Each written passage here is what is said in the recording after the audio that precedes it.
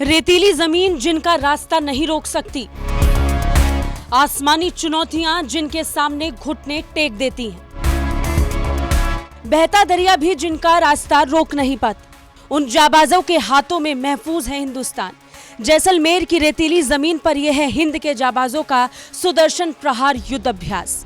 हिंदुस्तान की पश्चिमी सीमा पर एक हफ्ते तक इस युद्ध अभ्यास के जरिए देश के शूरवीरों ने अपने पराक्रम का प्रमाण दिया।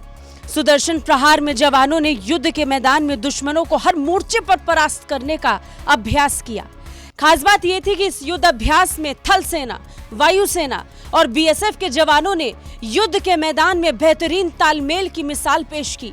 हिंदुस्तान की पश्चिमी सरहदों का एक बड़ा हिस्सा रेतीली जमीन से घिरा है।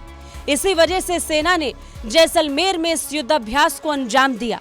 1971 के युद्ध में लोंगेवाला पोस्ट पर हिंद की सेना ने पाकिस्तान को ऐसी ही रेतीले जमीन पर धूल चटा दी थी। सेना के ये जवान ऐसे मुश्किल हालात में अपने युद्ध कौशल को बनाए रखने के लिए लगातार ऐसे अभ्यास कर रहे हैं।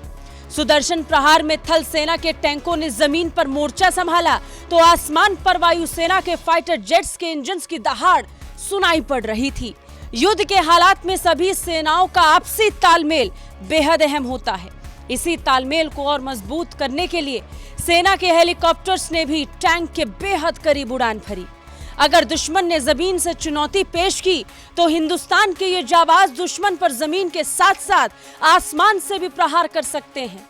सेना के ये Mi-17 हेलीकॉप्टर्स पलक झपकते सैनिकों को युद्ध के मैदान में पहुंचा सकते हैं। इन हेलीकॉप्टर्स का नाम दुनिया के सबसे भरोसेमंद हेलीकॉप्टर्स में शामिल है। चेतक हेलीकॉप्टर्स हल्का होने के साथ साथ बेहद फुर्तीला होता है।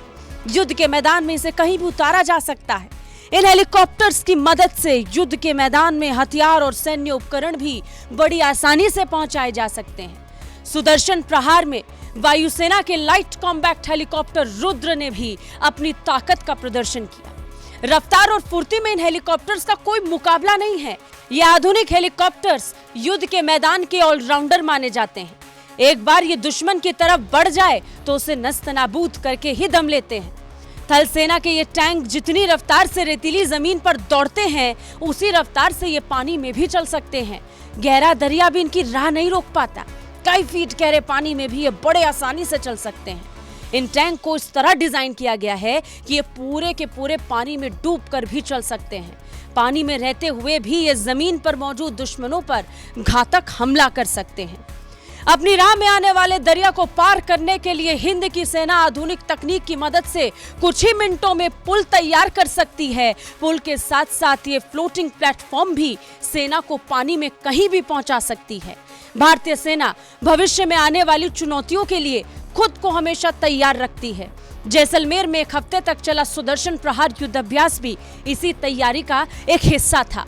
इस युद्ध अभ्यास में सेना के जवानों ने उस पराक्रम का प्रदर्शन किया जिसकी वजह से देश के दुश्मन हिंदुस्तान की तरफ आंख उठाने की हिम्मत तक नहीं कर पाते हैं। ब्यूरो रिपोर्ट, भारत तक।